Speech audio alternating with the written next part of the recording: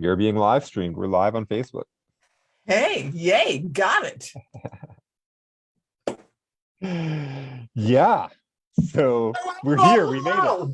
We made it. We made it.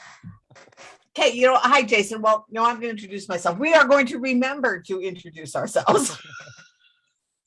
Hi, I'm Barbara Ellison, and I am your personality pro because personality drives reality. And I am on a mission to make happiness the norm rather than the exception. Because I truly believe that every one of us deserves to live a happy, healthy, financially free, and abundant life. And in order to do that, we have to have a vehicle to have, influence and impact, but also income. So that's what this show is all about, how to give you just some tips and strategies to how to manage the vehicle that you're using to propel your business.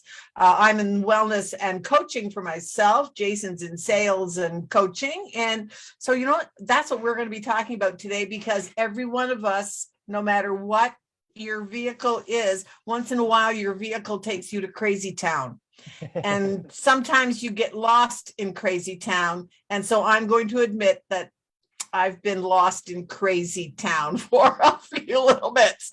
So that's what we're going to talk about today. So Jason, how are you doing? I'm good. This is the thing. Like, you asked me how I'm doing, and I'm like, I'm great. Fantastic, just wonderful. And I'm sincerely mean it. And I had lunch with somebody today at 1:00. Nina Davis. She came out today and we had lunch, and she asked me if I get all the time, like, people asking me, are you always like this? Because she always gets that. People are like, are you always positive? Do you always look at things from an optimistic point of view? And I do. I generally do. So I have a crazy story, crazy town. That's our theme, and we've been crazy. But literally right before this, at about 3:30, a tree fell on my house. So I had lunch with Nina, and we were sitting outside on a patio in my downtown that I absolutely love. And so I got to introduce Nina to one of my favorite restaurants, and we were sitting downtown having a killer conversation. We talked about you and the incredible conversation she had with you, and all these things, and energy, and all this cool stuff. And then all of a sudden these clouds rolled in. And I'm like, oh my God, I think it's gonna storm. And so we parted ways. She went home, I went back home, and I had a meeting at 3. And I'm like, I'm gonna do my meeting here since it's pouring down rain. And so I'm on this call on Zoom, and all of a sudden I hear boom. And I'm like, what just happened? And I see these tree branches falling over. And so I abruptly left the call and went downstairs, and my 13-year-old is like, what's going on? And I'm like, I don't know. We look outside, and literally our tree branch I don't know if a lightning hit it. I don't know if the wind was just really bad and blew it over. I'm not really sure what happened, but it split right down the middle, and the whole branch fell right over on my house. Now, luckily, it doesn't look like there's a ton of damage. But still, you had a tree fall on your house. A tree fall on my house, and it's still there. So literally we moved our cars, because if it comes loose, it's going to fall on top of our cars. And so luckily so here's, as I'm talking this out loud, people, and saying, man, this crazy thing happened to you, and you show up and you have all this energy, and you seem like you're in a pretty happy, excited mood. And things could always be worse. Right. I could have been standing out there, and the tree could have fallen on me. It could have fallen on our vehicles, and we'd be trapped. Right. It could have, hit an electrical wire and electrocuted. There's so many different things that could have happened in this scenario. And this sucks. I'm not going to sugarcoat it. Either way you look at it, when a tree falls on your house, it's never a happy thing, but it could be worse. And on top of that, right now at this moment, there's nothing I could do. Exactly.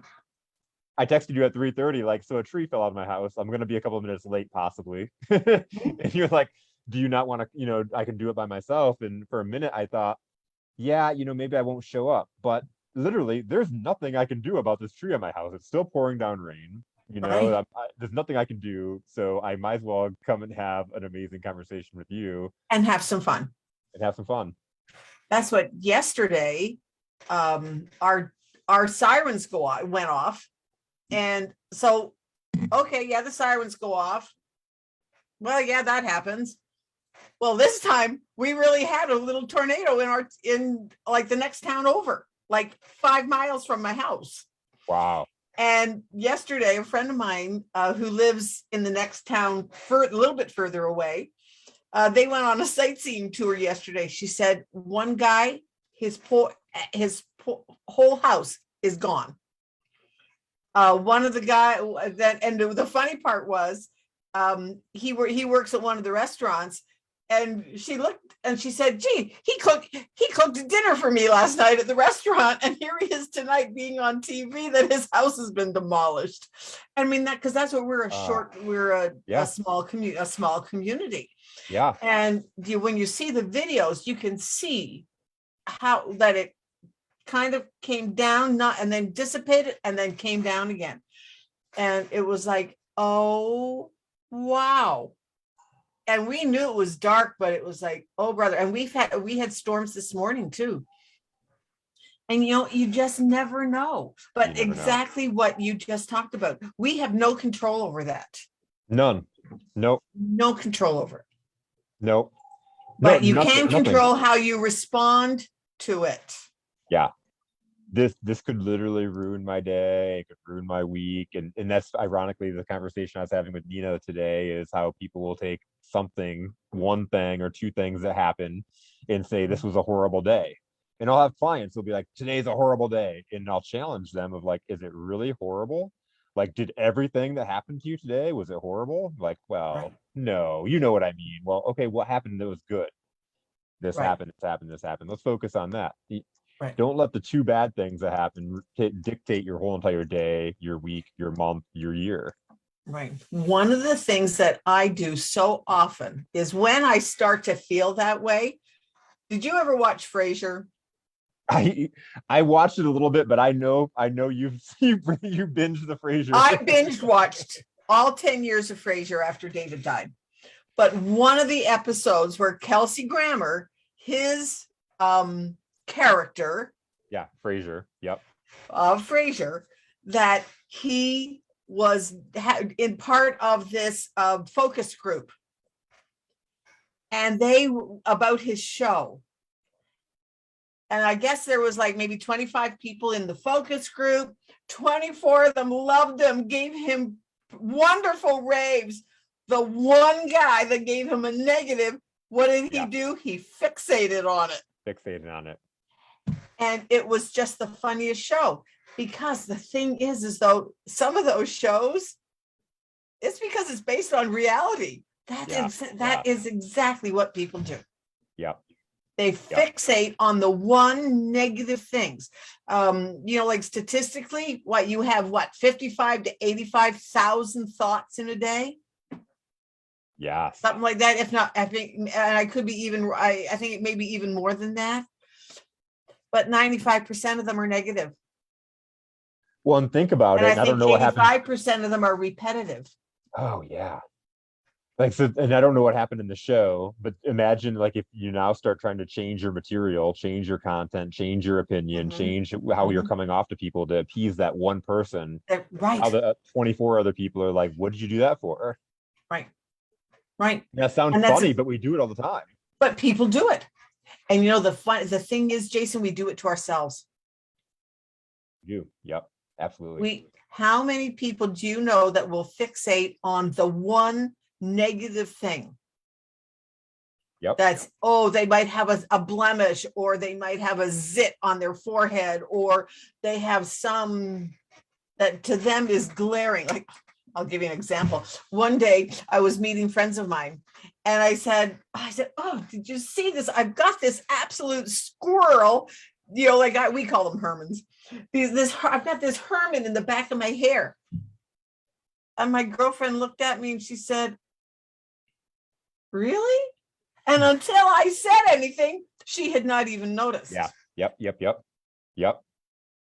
I was just going to ask you, how many times have you ever had somebody that's like, you went and complimented them and they're like, yeah, but I've got this going on, or yeah, this happened, and you had no idea and had not even noticed it. Exactly. I mean, there are little things that you can do, like what am I? I'll tell it myself. One of the things that I do is like, it bothers me if a man's collar is crooked, or if a label is out. Yep. And I will go and say, gee, do you mind, let me fix your collar, or let me put the label in. It's like, oh, I'm just going to put your label in, and it's like, okay, I would want somebody to tell me. Mm-hmm. But then it's like, but most people just go, oh, thank you so much. Because, you don't always see the back of you, or like my brother-in-law, he loved my brother-in-law dearly, but he does not know how to tie a tie. Yep. Just not one of the things that he learned. And, like we learned how to tie a man's tie when we were kids, because a good wife knows how to tie a tie, just in case that her man can't, or for whatever. And that was just, we learned how to tie a man's tie. I was young, learned how to tie a tie. So this was just the funniest thing. I think it was my niece got married. There was Lauren. He was all dressed. He was in his tuxedo, and he just looked so nice, very trim. But his tie, of course, was hanging down because he didn't know how to tie the tie. Couldn't tie the tie. And Liz and my sister was busy, and I was like, "Oh, come here, Laura. Let me do your tie." So, and he just stood there and let me do it. Didn't think a thing of it. It did not interrupt his masculinity or his demeanor whatsoever. That's just not something that he does. Anyways, so at my little local restaurant, all the men there are the same way. They don't tie ties. So what they do is they will go out and buy a new tie. And so this just happened again a couple of weeks ago. I walked in the door and there was a bag on the counter.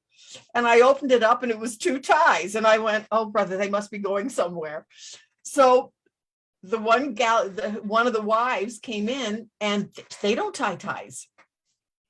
So they just automatically bring their ties in, and I tie their ties for them. And then they don't undo them. Yeah. So they just slide back and forth, and then they take it off over their heads. I've been doing that for them for years.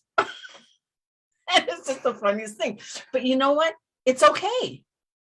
Quit apologizing for the things that you yourself can't do. Give it to somebody that can. Yeah. What different? This is a small, funny thing that we laugh about it. And I have tried to teach her, but it just doesn't compute for whatever reason. None of them tie ties. I learned how to tie a tie as a kid. Yeah. But that's so often what happens to people. So now they could be really embarrassed and, oh, brother, I can't believe I don't know how to do this. Or they just say, gee, Barb, here, can you tie these ties for me? And so you don't mind at all. In fact, it's a funny story. I don't mind at all. For me, it's a funny story. I just walk in, and once in a while, every once in a while, I'll find a bag on the counter with ties in it. Oh, okay, they must be going somewhere. I tie the ties. I put them back in the bag, and off they go. But that's exactly what happens with people. They get all embarrassed about something they can't do. Yeah. Farm it out. Yeah. Farm it out and quit beating yourself up about it. Yep. Yeah, because what can they do that you can't? Oh, it amazes me how, it's a busy restaurant. It amazes me that they can get all the food out for one table, cooking it all at the same time, that it all comes out together. Yeah, that's pretty incredible. I have no clue. And I've been in the restaurant business a long time, and that still amazes me how they get all the food out to go out at one time. Yeah. And some restaurants are better than others. Our guys, I have to admit, they work really well together. And once in a while, hey, when you have 300 people that hit the kitchen all at one time, somebody has to wait. Yep. But it's, and because we all have our strengths, and we all have our really things that we really know how to do. Yeah. So that's you've heard me say it so often. Quit beating yourself up for the things that you're not, and celebrate the things that you are, because there is somebody out there who wants and needs what you have. Mm-hmm. Oh, were your ears burning yesterday morning? I have to ask. They might have been actually. Barb and I were talking about you. Barb Barb Sayers or Beckley. Barb Beckley. Barb Okay. Beckley on my Time to Shine. We have got to have you on our Time to Shine That'd be Happiness show. awesome. Yeah. So I'm gonna do it. In fact, before we get up, before we'll schedule you. Okay. Anyways, so we were just talking because she listens. She Oh, listens awesome. to this show. So Barb, if you're listening, or she'll What's listen up, to the Barb?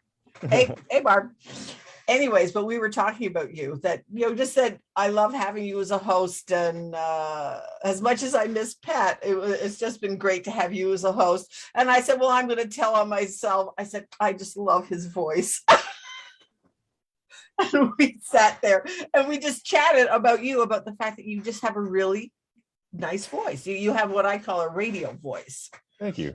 And it was just funny that just how it came out. And it was like, you know what? Yeah.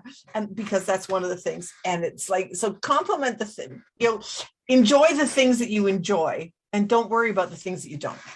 Compliment the things, and this is really crazy, and I'm glad you said that, because it's when I was a kid, I hated my voice. Oh my God, I hated my voice. I had a lisp, and I still have, every once in a while when I say S words, you can hear it if you focus on it or Would whatnot. never have noticed. If the key word there is if I focused on it, I If you would never focus have on it, noticed it. you would never notice. And I don't notice it anymore, but it was something I was always self-conscious of. I was a really quiet kid. I was always afraid of what people are going to think of me, and all those things. And so now my voice has become a vehicle, and I have had many people compliment me on it. In fact, one of the biggest motivators for me to start my business into coaching and speaking was I was at a networking group, and it was a busy, crowded room, and they were calling everybody to order to have your seats because they were about to serve lunch. And I was having a conversation, and so as everybody was scrambling into their seats, this gentleman who was across the other side of the room approaches me, and he comes up and he said, "Son, I've been listening to your conversation from all the way across the room. Your voice is a gift from God, and you need to share it with as many people as you can." And I'm like, wow, what an incredible compliment, and so that was one of the big things. And even when I started, and it was like going through the imposter syndrome of like, Mhm. oh, do people really want to hear me? I thought of this Right. one random guy who heard me all the Right. way across the room, and he came up all the way, went out of his way to come and give me that incredible compliment. And if Yeah. he thinks that, there's got to be some other people that think that too. Yeah. And that's exactly it. That's why it's so important to get your voice out there. Get your voice out there, because there is somebody out there that is needing and wanting to hear what you have to say. Yeah. Yeah, so between that problem I had there and always having a loud voice, I mean, I was scolded, Barb. Mhm. When I did talk, it was always Yeah. loud, and in school they'd be like, use your 2-foot voices. It's like my Mhm. voice is a 10-foot voice. It's just that's the volume that's on. Right. Right. It annoys people if it's super loud, and so I've always been shushed, and so that's a Right. trigger for me. If You and anybody me. shushes me, I Me get too. upset. Me too. And it would, people would say, Barb, tone it down, tone it down. And now I've quit apologizing for Yeah. me. Yep. Yep. I have quit apologizing for me. There's things that I think that I'm really good at. I'm good at connecting people together. Let's see who you can let's see if I can put two people together who can Yeah. collaborate. Yeah. That's one of my superpowers, that, and I enjoy it. But there's other things. Okay, I'm going to tell on myself. I bought myself an Apple Watch. Well, I've somehow accidentally changed the clock face. And now I don't know how to get it back to the way it was before, that it was digital. So now I'm going to have to go and find somebody who also has an Apple Watch who can give me a lesson. A little lesson. I do not, so I can't. But I. And it's like, oh well, them's are the breaks. I Yep. have no clue how to change it back. No clue. I don't know how I changed it in the first place. And plus, it's still telling me that my watch is on airplane mode, because I was just out in St. George, Utah. Oh, gotta tell you about St. George, Utah. Yeah, yeah. It is beautiful country. And we flew into Las Vegas, and then drove it's about an hour and a half north Okay. of Las Vegas. And wow, what a beautiful, beautiful drive. Wow. through the red rocks, and just a gorgeous place at a really cool town. Didn't get to see next time because I went to a leadership retreat, Awesome. Yeah, which was amazing. Amazing. We all need to take lessons. absolutely. And one of the things we talked about, that we were in Crazy Town. Okay, so last week I went to my car took me to Crazy Town, and got lost there. Well, luckily I went to this leadership retreat, and they gave us some tips and strategies on how to get out of Crazy Town, and just about setting priorities and setting Yeah. boundaries Boundaries is huge. Yeah. and making decisions. And I have to admit so when I came out of Crazy Town, it was like, okay, fine. There's a couple of decisions that I have to make for me, because you cannot do everything. Yes. Yep. Yep. Yep. You Yep. can't do everything. And so, but one of the biggest things of the weekend was they talked about time blocking. Yeah. Block your time. And so it clarified so many things of how to get yourself out of Crazy Town, because it just, but prioritize the things that you're going to do in your block time, and do not schedule more than 3 block times in a day. Mm-hmm. And your block time should be 45 minutes, 90 minutes tops. Somewhere between 15 minutes and 90 minutes is a block time. That's it. And no more than 3 of them in a day. Because then, and one of your block times can be something that is fun. It can be business related, but something that you really enjoy doing. Because otherwise you're just getting yourself into overwhelm, which is what happened to me last week.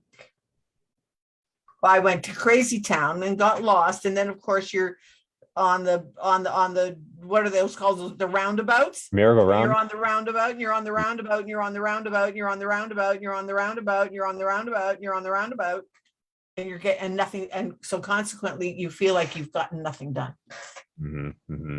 But you work busy, super hard, and you feel exhausted. You worked really hard mentally and just on the wheel, but you don't feel productive. Yeah. And there's a difference between being busy and being productive. And that's hard. And, and it's one of those things too, especially, and I'm sure you get this too. Everybody has something to sell. I have a lot of incredible people in my network that have incredible products, services, and things that, that they approach me on, they want to, and whatnot. And it's like, knowing your North Star in answering, does this enhance what I'm doing, or does this take away from what I'm doing? And those are 2, I think, big questions to really understand. Is this enhancing what I'm doing, or is it, do I have to focus on something else and it takes away my energy from what it is that I'm doing? Because sometimes just having that consistency is the whole key. And I see a lot of people run out and try to grab every tree branch, or they're sold on what everybody has to say. And so you have to really decipher, because you can really sabotage yourself as you're trying to grow something if you're literally trying to swing from branch to branch to branch. Right. And that's where shiny object syndrome comes in. I've got a whole list of little shiny objects that, and now I, of course, call them shelf help. And that I thought at the time that, boy, this sounds really cool, but I wasn't ready for it. Yeah. So, and some of them were a little bit pricier. Some of them were, the $29, $39, $59 kind of things. And because we all have those, the $47, the $97, the $197 things. Yep. We all have those. And those are really good. Pick and choose the ones that you're ready for. And so I have several of them that I bought thinking, oh yeah, I'm going to be able to use that. But then by the time I got there, something new had come along that was better. So that was one of the lessons that I learned a couple of years ago. It's just, Barb, buy the things that is going to help you now. Yeah. that's going to take you one step forward now. And one of the things this morning I said that I realized too is that, like, I have two loves in my life. I love doing my personality science and to help people with their messaging, and because so often people don't know what to say. Well, okay, Yeah. let me Yeah. help you with that. Let me help you with that. And so my personality science I love, but I've also been in the wellness arena for over 30 years. Because back when I was in my 40s, there were times where I literally couldn't walk because I had arthritis, and I'd have, there was a whole host of things that I had, the health challenges. And I thought, yeah, if I'm like this in my 40s, I'm not going to make it to 60. So I finally looked at my doctor and said, look, there's got to be a better way. So I'm going to really look for alternatives. So that's when I really started looking at alternative and got into the wellness. And back then, hardly anybody was talking about wellness. So true. And that was 35 years ago, if not more. I'll age myself. But I feel better now at 71 than I did in my 40s. Wow. That's incredible. And I am so grateful for every one of those wellness products that came in and out of my sphere. Yeah. Some of them were really, really good. Some of them were gross. One of them I made quite a bit of money with, so that was good. Plus got my health. And so there was all of those things that have been weaving in and out of my life.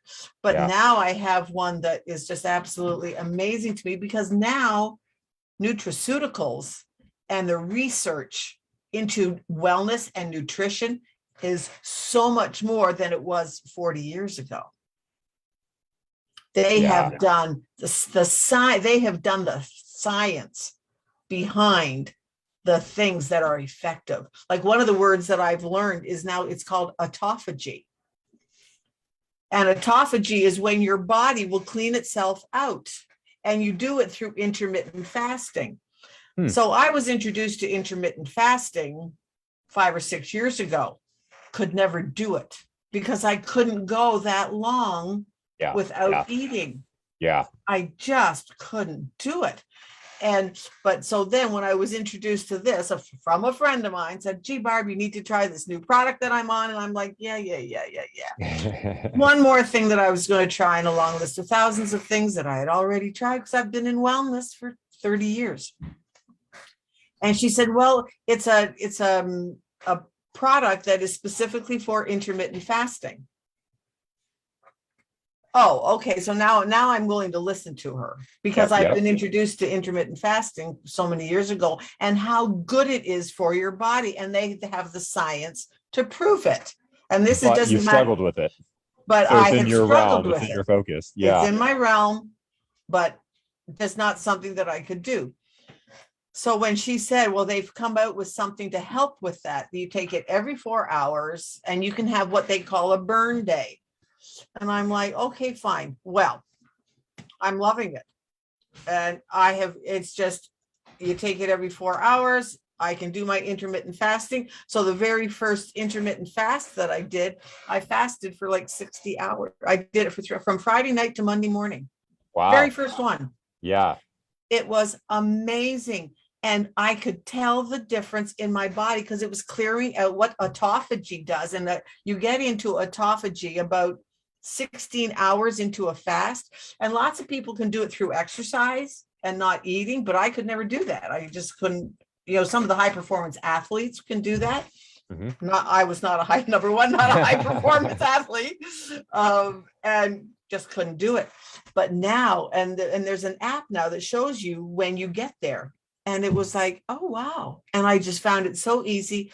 And then I noticed the difference afterwards, that because it cleanses out all the broken cells.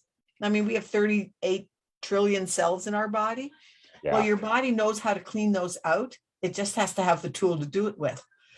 And I went, oh, so it's just totally made sense to me.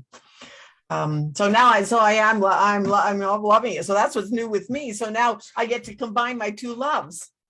Yeah. Yeah. wellness, and then to help the other wellness partners to build their businesses with knowing how to talk to the people that they're bringing into their business. So I'm just really excited. So it's fun, but yeah, you just who would have known 40 years ago that the science would now prove what they were saying 40 years ago, but now they have the science to prove it. Yeah. Yeah. And I was like, oh, this totally makes sense. But anyway, but I was talking to Herb today, and you were talking to Herb yesterday, he said. Yeah. Yeah. It still amazes me. I'm going to brag on him. I have told so many people that I know somebody that did the R to R to R. Yes. And when you first told me about Herb and that he did the R to R to R and that he was coming on this show, I went, okay, well, I guess I better do some research and find out what this is so I can talk intelligently and ask him questions about what an R to R to R was. Jason, my jaw dropped. Yeah, mine too. He casually mentioned it in a message one day, like, yeah, I did an R2R2R this weekend. And I'm like, I had no idea what it was. So instead of asking him, what is that? I just Googled R2R2R, not thinking I'd even get an answer really, because what is that? And then I was like, wow. So I'm going to let you say what it is because it floored me. Yeah. So it's literally going to the Grand Canyon and starting at the rim of the Grand Canyon, going down the rim all the way back up the other rim. So it's R2R, rim to rim, and then coming back down that rim and going back up to where you started. So rim to rim to rim. And when he did it, he walked it like he didn't jog it or run it like he probably normally would, because he had somebody with him that wanted to fast walk it, pace it. But literally, that's incredible. I didn't know people could do that. But he did it in less than a day. Yeah. And then to find out that the record to do it was a little bit less than 6 hours. Yeah. Yeah. And he just very casually said, oh yeah, he said, yeah, I've done, the way he said it, the R to R to R. And it was like, no concept. I mean, I can run around my block, but I like to speed. I like to fast walk. I will speed walk. But to the Grand Canyon, I have no concept of that. Well, and he's a mindset in biomechanics, and he's a mindset in biomechanics. And I know this really impresses you. I know he said Barb keeps introducing me as the R2R2R guy. And I tell people that same thing when I'm connecting people to Herb. I say, man, you got, and that's probably one of the things I said to you. You got to check this out. The guy did the R2R2R. So that's the way I introduce him. And I'm like, you got to come up with an event or an experience that you can take people on, shattering limiting beliefs, setting a new bar on what is achievable. So overcoming mindset, but also working on the biomechanics, because what can you perform better as you're doing this, and really analyzing it, bringing it all together in one experience. Who else would want to do that? It just seems like to me like that'd be a huge attraction. And I could see it really blowing up. Yeah. And we talked, and it's funny because we talked about that today because Robert, my one of my team members, he is an elite, he's an Olympic cross-country skier and archer. He did archery and cross-country skiing racing. Wow. Yeah. And so they had a great, they were talking about stuff and I'm like, okay, fine. I'll just sit here.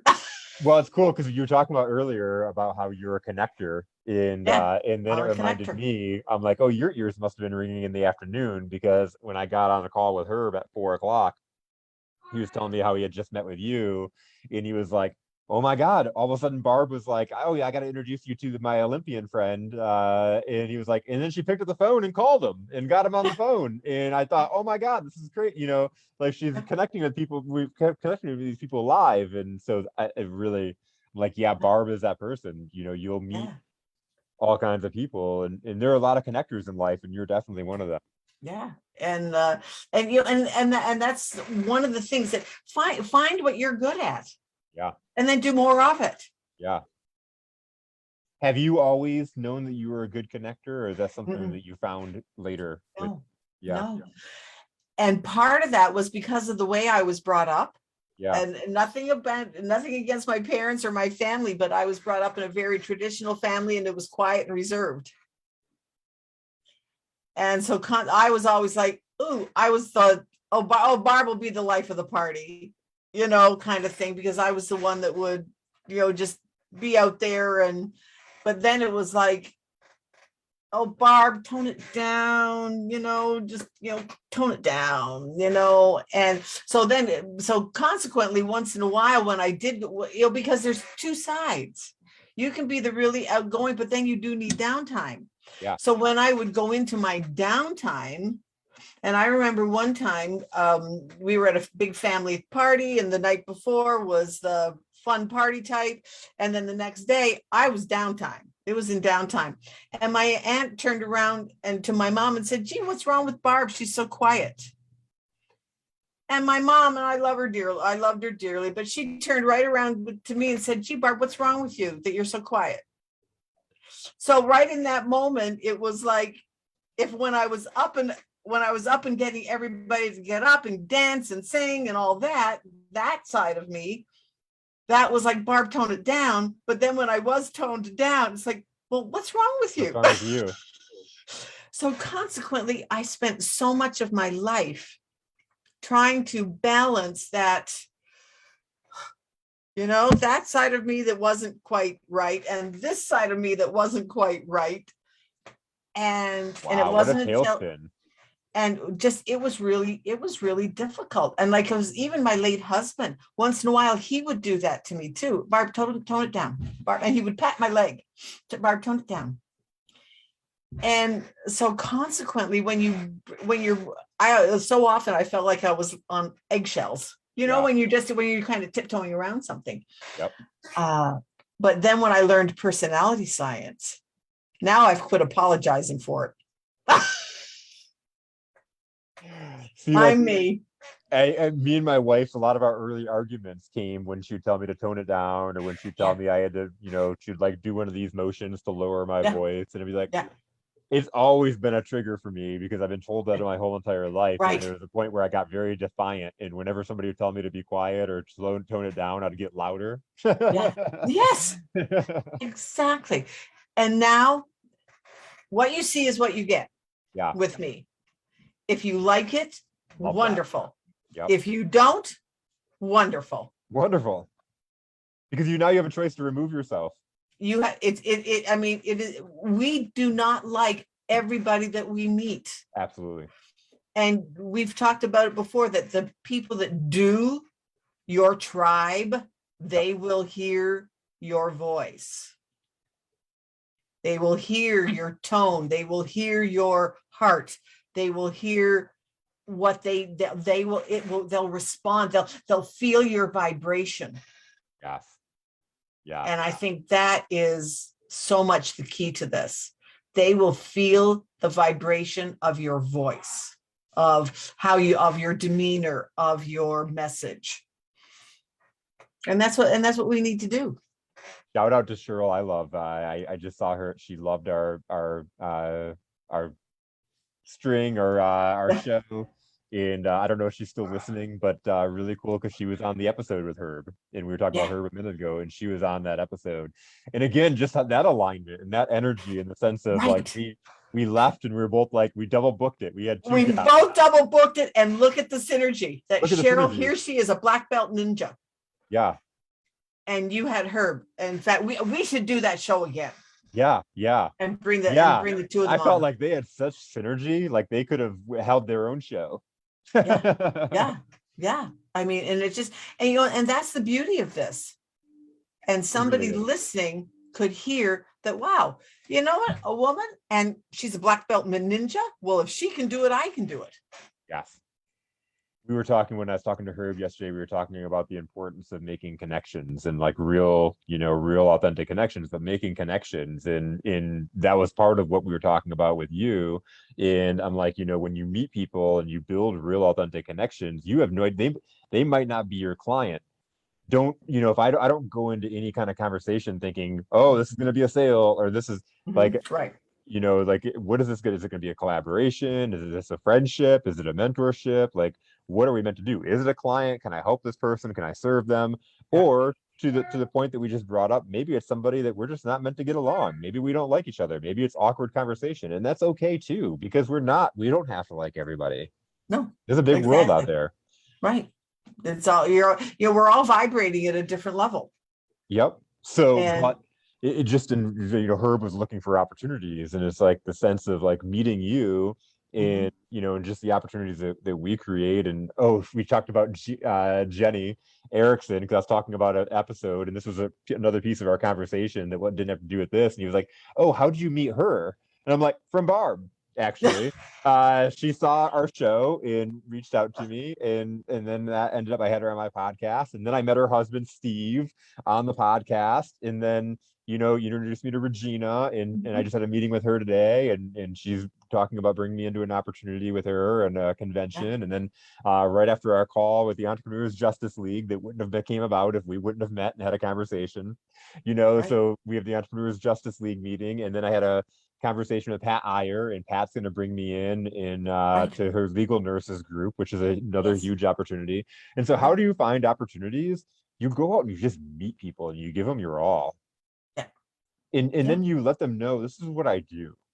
right. Do you know anybody like that? And Yeah. when you can be that specific in who you work with and the types of people you're looking for, it may not be that person across from you, but they know people. But they know exactly. And so often it's not who you know Yep.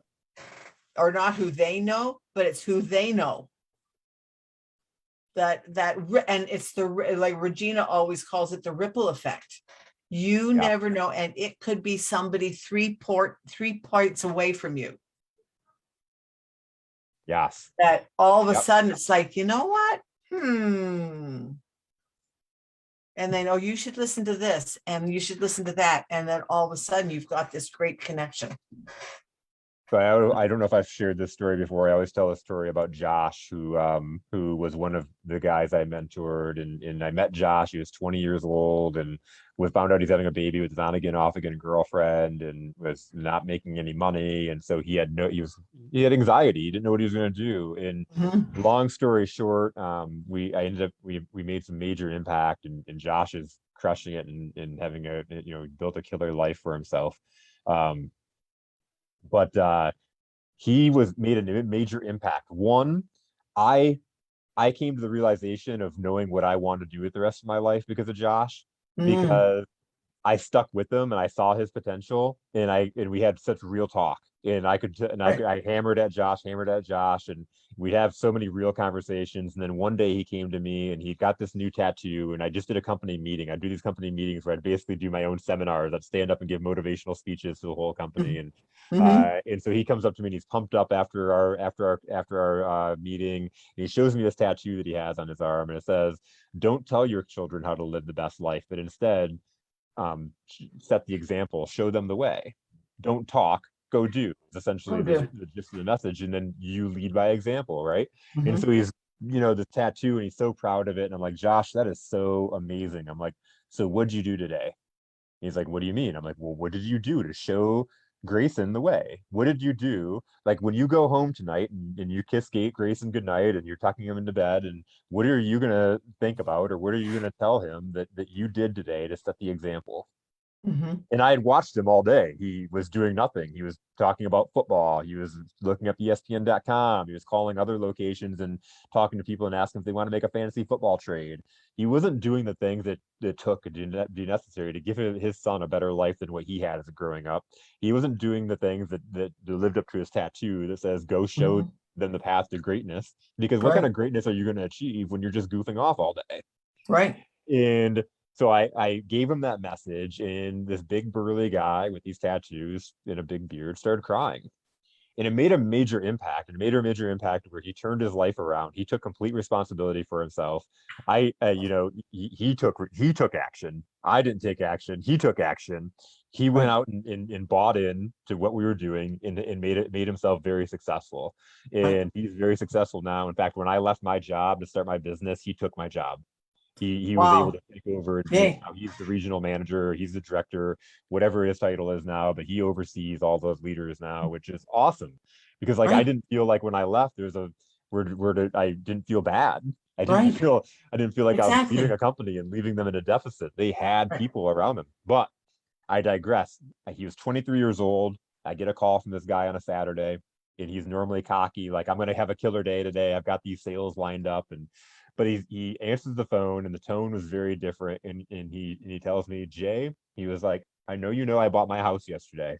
We just bought a house, and he was like, I've been sitting and reflecting ever since I bought this, ever since yesterday, about how did I get here. He was like, 3 years ago, I was on the brink of disaster. I was having Grayson, and I didn't have any money, and I didn't know what was going to happen with my life. And now I have a house. I'm making more money than anybody in my family. And I sit and thought about how did I get here, and if it wasn't for you believing in me and kicking my ass, I wouldn't be here. Right. And I I I got off the phone and I just cried for at least Right. 30 minutes on the couch, because it's like Yeah. this right here. And I still get Yeah. teary-eyed every time I tell this story, Yeah. because it was that defining moment for me. This is what I'm meant to do. I am Right. meant to come into people's life, see who they really are, Right. and Right. help them achieve their true Right. purpose, and And right. Whatever that is. whatever that is. Whatever that is. And it is, I think that's one of the best things that I love about being a coach and working with people, when you see or hear that light bulb go on. Yes. You can see it and you can feel it. Like just this past weekend, I witnessed it, where this man came in with he was just a really nice man, nice guy, very friendly, but he just had that edge where he just closed a little bit. And then all of a sudden, and by Sunday, this leadership retreat, in fact, I went up to him and I said, I just have to tell you, I hugged him and just said, you are a different person than when you walked in this door, because he wasn't in alignment with who he was when he walked in the door. Yeah. Because he was in a business that he was making money, but it wasn't fulfilling him. Yeah. By the end of the weekend, he realized that yes, he'll still do that business, but it has changed him, that he is going to go out of his way to find the things within that business that are going to fulfill him. And that's one of the things that I work with people. Who are you within what you do? What you do does not define you. Mm-hmm. Who are you within what you do? Because sometimes what you do can change. But when you do the inner work to know who you are, doesn't matter what your vehicle is. It really doesn't. That can change. That can change. And nowadays they're saying that people are going to have 2 to 3 completely different careers in their life, just because the age expectancy is so much greater now. Oh yeah. Yeah. And things change rapidly. There are careers right now that exist that will not be around in 5-10 Right. years. And there are ones now that are just getting started. Yep. Yep. So talk about So going to crazy town. What are you going to do when your job becomes extinct? How do you adjust? How do you pivot? exactly. Where do you go? Right. And that's exactly what happened to so many companies this past year. They had to pivot. Oh yeah. And the ones that pivoted rapidly, wow, they are doing marvelously. The ones that didn't have closed their doors forever. Yeah. Yep. The ones that thought it might only last a couple months, they could just wait it out. The ones that, Right. yeah. Or you can, and we can do that every day on a small scale. Each one of us has the moment to stand up this morning and go, all right, what am I going to do today? And what happens when you don't pivot? So like one of my favorite stories is Blockbuster. Blockbuster Oh, movie, yes. Blockbuster, the movie rental, they were Right. everywhere. Right. If you're under 20, you're probably wondering what the heck I'm even talking about right now. Right. Yeah. Maybe 25, I don't know. But they were everywhere. But there was a problem. Rental fees we're creating a problem for people because people's lives are busy, and all of a sudden they don't return this movie, and now they owe all this money and they can't rent at that spot anymore, or they've got to pay off this big fee because they have these rental fees. All of a sudden Netflix comes along, Redbox, these companies that are like, you don't have to return the movie, you can just stream it. And Blockbuster was given the opportunity to buy Netflix, Yes. and they Oh, said oh, no. really? Oh, were they? Oh, wow. They said no, and they said that they believe that that the experience people had to come in and pick out a movie was never going to die. But then here comes Netflix, and there's no more Blockbuster. Netflix is the thing. Huge. They Huge. solved a problem in the marketplace. Right. They crushed Blockbuster. Right. You look at retail today, and you see a lot of retail chains closing down and dying. The J.C. Penney's, the Mervyn's, all these companies that are dying. Look at Yeah. Amazon. They Right. solved a problem, and they're putting these people out of business. So Right. there are problems out there. Solve your problems and pivot and adjust before you become extinct. Right. And that's like, I mean, you're like the other day, well, I was at this leadership retreat, and it was about, the wellness industry, and loved it. And one of the things that they said was, you know what, now there's the new things out are like a smart scale that you can put that, and you can get all of your information standing on the scale, and it shows up on your phone. I went, okay, well, that sounds cool.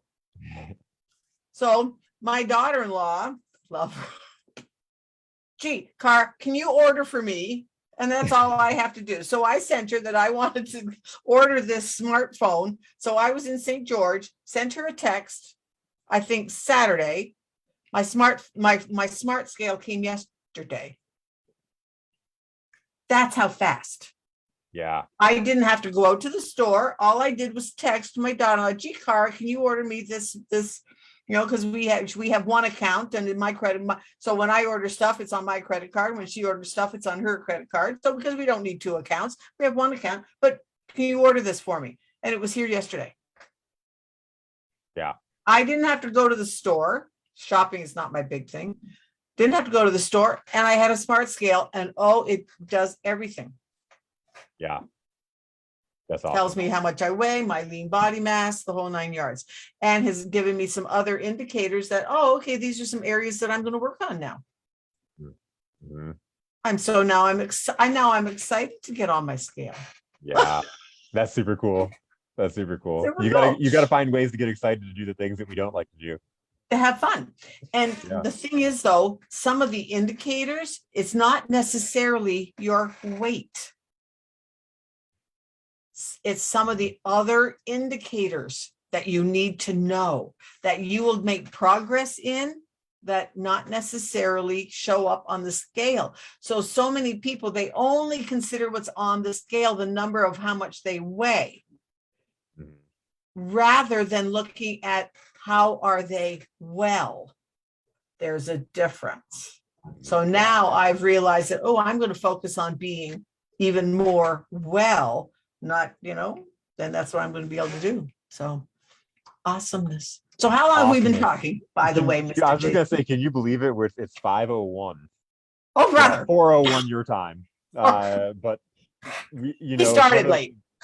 We started a couple minutes late. We did. But You're right. But isn't that incredible? Like we didn't, obviously, if everybody's watching at this point, we didn't have a guest on. And nice. I always say every Wednesday that this hour flies by so quickly. We just get wrapped up in some incredible conversation, and it's the fastest hour of my week. So, and and if you like what you hear, hey, let us know. If you want to be on the show, let us know. Send us some love. You know where to send your love. And so, let us know. If you have a message, phenomenal guests, but I loved, we talked yesterday, and it was like, I was going to go and find a guest last minute. And I'm like, it would just be so refreshing to have just our one-on-one conversation, have an episode with just this. And so I'm so glad we did it. Yeah. And this is how we started, was just you and me. Yep. So it has been such a blessing. So, but if you do want to be on the show, reach out to us. Absolutely. We would love to have you. Absolutely. Shoot us a message. Yeah. Any last words, Mr. Jason? So we were talking about crazy town. Crazy town happens. Things happen that are beyond our control. And sometimes you just got to understand and allow yourself to give control away and know that you can't control some things and Yeah, find the happiness, find the good things. Don't let a couple things destroy your day, your week, your month, your year. yeah, exactly. Exactly. Perfect way to end the week, the show. Awesome. Everybody have an Awesome. awesome day. And we will see you next week. Next week. Have a Awesome. good one. Bye, everybody. Bye, everybody.